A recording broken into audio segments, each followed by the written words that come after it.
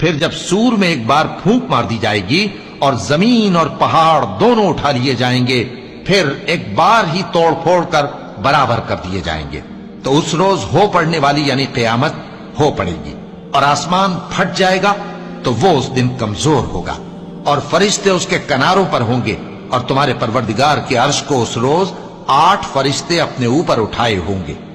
उस रोज तुम लोग सब पेश किए जाओगे इस तरह कि तुम्हारी कोई पोशीदा बात छुपी न रहेगी। अब जिसका आमाल नामा उसके दाहिने हाथ में दिया जाएगा, वो दूसरों से कहेगा कि लीजिए मेरा नामा या अमाल पढ़िए, मुझे यकीन था कि मुझको मेरा हिसाब किताब जरूर मिलेगा।